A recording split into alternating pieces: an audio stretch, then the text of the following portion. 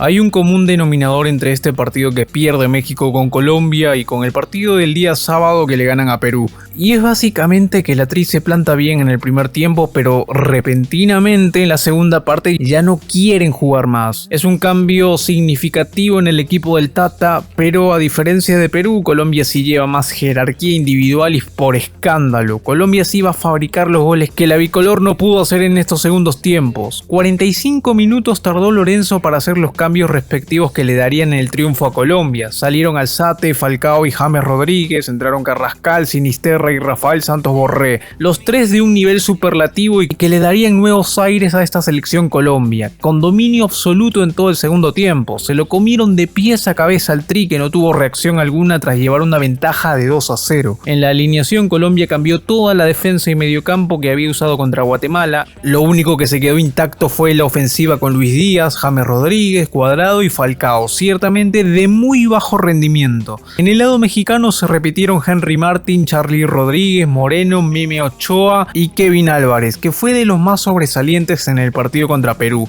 Y si bien esta vez el Chucky Lozano no entró ni de suplente, en su lugar estaba el jugador de las Chivas, Alexis Vega, que lo venía pidiendo en la jornada anterior. Fue el jugador mexicano que más lo intentó en cara al arco de Ospina. Y por ahí también que Lainez entró bien y creó uno que otro problema queriendo desequilibrar en medio de los colombianos. Y con lo que respecta al 11 titular del Tri, otra vez se presenta con titulares y suplentes. No sé qué estará haciendo el Tata Martino. Y si me preguntaran cuál sería tu tridente ofensivo, puta, te digo Alexis Vega, Bebito Jiménez y Chucky Lozano. No tiene pierde esa delantera. Pero hablemos del partido. En los primeros minutos México sorprendía al hallar un penal. Fue justamente Antuna quien le dio la primera alegría a México. Apenas iban 4 minutos del partido y presionó bien alto ante una salida de Colombia. Se la arrebató Luis Díaz, quien tuvo una mala salida y fabricó una falta en el área de David Ospina. Penal para el Tri que Alexis Vega convertía en gol. Asimismo, fue la pieza clave para el segundo gol mexicano. A los 28 minutos, sin tocar la pelota, el delantero de las Chivas enmarcó una jugada, una diagonal desde la derecha en el frontal del área, llevando a Vega como destinatario, pero este hizo la pantalla y dejó pasar la pelota para que llegara limpia Gerardo Arteaga, quien definió frente al portero y marcó el segundo para México. El Tri se imponía 2-0 y estaba ganando bien al haber una reacción bastante pobre del equipo colombiano. Y en ese momento a mí solo se me pasaba por la cabeza estos concha de su madre, weón, qué bueno que se quedaron sin mundial. ¿Cómo te va a ganar México 2-0 y encima el tercero estaba más cerca que el descuento del equipo de Lorenzo? Decepción total. Y estoy seguro que esto era un pensamiento colectivo, O sea, no se hagan los dignos, que estoy seguro que los colombianos estaban rajando a puteadas a su selección en pleno encuentro con un 2-0 abajo.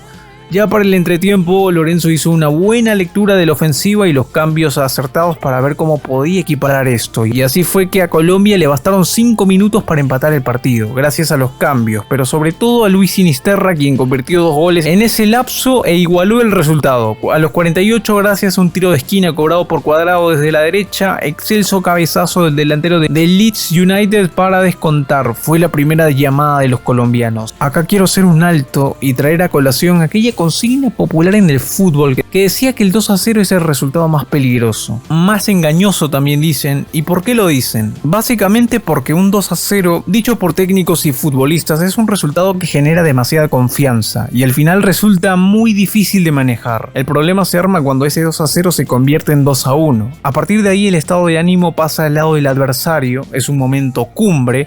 No digo que eso sea una regla general en todos los partidos, por supuesto que no lo es, pero es un pensamiento popular que se ha generado en este deporte. En el caso de México, los apagaron de inmediato en un abrir y cerrar de ojos, como dirían en Dragon Ball, ya que en 5 minutos nada más se le acabó esa ventaja de 2 goles arriba que aparentemente supone una comodidad, ¿entienden? Sinisterra apareció otra vez a los 52 minutos para poner el empate del partido. Rafael Carrascal, quien entró en la segunda mitad, peleó la pelota y sirvió para Sinisterra, quien cruzó un disparo de derecha y superó a Ochoa, que nada pudo hacer para evitar el empate. ¡Pam! Lo fusiló al cagonazo de Ochoa. Colombia se adueñó del partido, aprovechó los enormes huecos que dejaba el equipo mexicano y los de Lorenzo generaban más y mejor fútbol. La redonda los atribuyó, pues fue Colombia el que se apoderó también del marcador pese a los esfuerzos del Tri de soportar los embates. A los 67 minutos Wilmar Barrios marcó un golazo, Héctor Moreno dio muchas concesiones a Carrascal, quien tomó la pelota por la izquierda en los límites del área. Tocó para el delantero del Zenit, quien le pegó de primera intención y dibujó un gol que el meme Ochoa no pudo atajar. No hubo respuesta de México pese a los desesperados movimientos del Tata Martino, quien mandó al campo a varios elementos considerados dentro del cuadro titular, pero que poco o nada pudieron hacer. Así acababan los amistosos de este mes de septiembre. Por el lado del equipo de Lorenzo, creo yo que les deja una tranquilidad enorme a los colombianos. Tranquilidad digo, no necesariamente que estén felices. Alguno que otro capaz que lo está. En el lado de México preocupa de sobremanera este nivel que está siendo incipiente. No me van a decir que ganarle a Perú les deja un buen sabor de boca. Más allá de la victoria es incierto el futuro del Tri. Ahora mismo no da para decir que el Tata ni nada ni estos, si querían echarlo al Tata era en la recta final de las eliminatorias. El año pasado cuando hacía mis videos de eliminatorias me acuerdo que lo dije, que era momento de rajarlo al Tata, que después iba a ser muy tarde. Y ya estamos después y por supuesto que ya es muy tarde. Estamos a 50 y tantos días del Mundial y con esto, con estas armas, con este cuerpo técnico, México tendrá que ir a dar la pelea en Qatar. Por mi parte yo sí deseo que México se clasifique junto a Argentina por toda esta onda de Latinoamérica, ¿no? Por otro lado yo no considero que el Tata sea mal técnico. Con México en un principio los hacía jugar de lo lindo, me acuerdo, y con Paraguay hizo maravillas hace un poco más de una década. Pero en estos tiempos ya no es más una opción tenerlo en la selección, probablemente acabando el Mundial se desvincule de México. En otros partidos Argentina volvió a golear, Messi volvió a anotar. Ese tercer gol es una retrospectiva al tiro libre que le hacía Uruguay en la eliminatoria rumbo a Brasil. Pero antes de hablar sobre el partido, quiero tocar un dato. Y el dato que diré considero importante porque está cerca de romper una racha histórica en el fútbol mundial. Como sabrán, con la victoria de Argentina se alcanza 35 partidos sin conocer la derrota.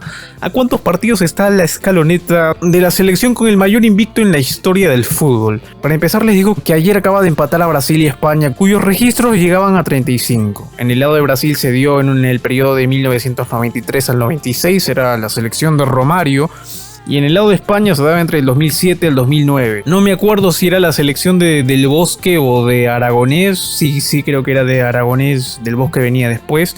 Y la escaloneta empató a estos registros, pero queda uno más que es el invicto más grande a nivel selección en toda la historia. Y es Italia con 37 participaciones sin perder entre 2018 y 2021. Tengo entendido que Argentina tiene un amistoso más a una semana de empezar el Mundial frente a Emiratos Árabes Unidos y después se vienen los 3 partidos de la fase de grupos. Todo parece indicar que quizás la albiceleste puede romper el récord de los Thanos. Veremos qué pasa. Hablemos del encuentro frente a Jamaica. Bastaron apenas unos segundos para que Argentina detectara con qué rival se iba a encontrar. Jamaica propuso juego físico, de roce, presionando a partir del medio campo. Como contrapartida, Argentina opuso movilidad y circulación del balón en el medio campo también, con Guido Rodríguez, McAllister y Lo Celso, muy involucrados. Y a los 12 minutos nada más caía el primer gol. La salida limpia desde el fondo a base de toques excesivos derivó en una diagonal de Lautaro Martínez, quien enganchó en el área, lanzó el centro y la Araña Álvarez firmaba el 1-0. El dominio de Argentina continuó siendo completo. Por otro lado, Jamaica apenas intentaba salir del asedio con los balones largos, pero sin ni un éxito, mientras el equipo de Scaloni siguió tocando y llegando a fondo. Se terminaba este primer tiempo con una sensación de que mereció más. Ya en la segunda parte, Argentina le daría varios minutos en volver a aparecer en una jugada de peligro y empezaba a ser incipiente el clamor colectivo de la gradería coreando el nombre de Messi, algo que era incesante, y fue así hasta el minuto 56 que Scaloni decidió darle unos minutos de acción a la Pulga. Tengo entendido que no arrancó de titular por un problema gripal. Ciertamente en buena parte de este segundo tiempo fue un partido con poca intensidad, una que otra situación de peligro, pero nada más. La emoción todavía llegaría minutos al final, cuando en el 86 Messi fusilaba el cagonazo al portero jamaiquino y 3 minutos después convirtió un gol de tiro libre, sellando el resultado en una goleada. La gente pedía a Messi y Messi les regala estos 2 goles. Les devolvió cada centavo de dólar que costó la entrada.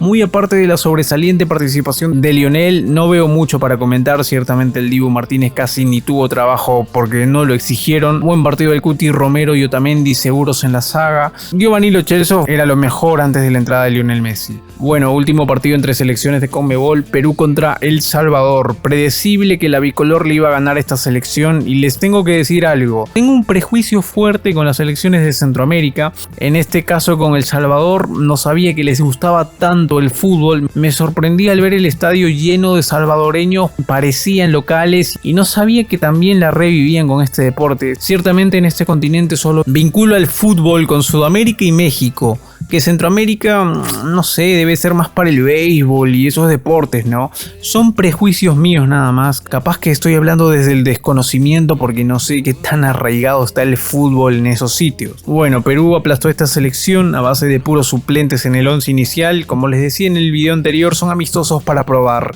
En el caso de El Salvador no sé si usaron suplentes o titulares porque la verdad que no conozco a ni uno. Y bueno, no sé qué tanto puedo decirles, este partido lo vi cagándome de sueño porque fue una repetición en plena madrugada a la hora que estaba jugando Perú. Estaba viendo el partido de Argentina-Jamaica. Además me pones a los suplentes de Perú, viejo. No se me hace interesante ver a la suplencia de Perú contra El Salvador y menos de madrugada. Más entretenido es escuchar un partido de ajedrez por radio. Así que nada, felicidades al pueblo peruano por la goleada. Perú queda lista para enfrentar a Francia, Dinamarca y Túnez. Por otro lado, creo que este chico Piero Quispe, el que llevaron en la convocatoria, no jugó ni un partido. Bueno, por lo menos conoció Estados Unidos, ¿no? A nada. Por otro lado, ya hay selecciones clasificadas al Final Four de la Liga de Naciones. El día de ayer España le ganaba a Portugal de visitante a 2 minutos del final. Portugal estaba de local y con solo el empate bastaba para meterse a esta siguiente ronda. Sin embargo, tras una sucesión de pases, Morata convertía el gol de la clasificación para España.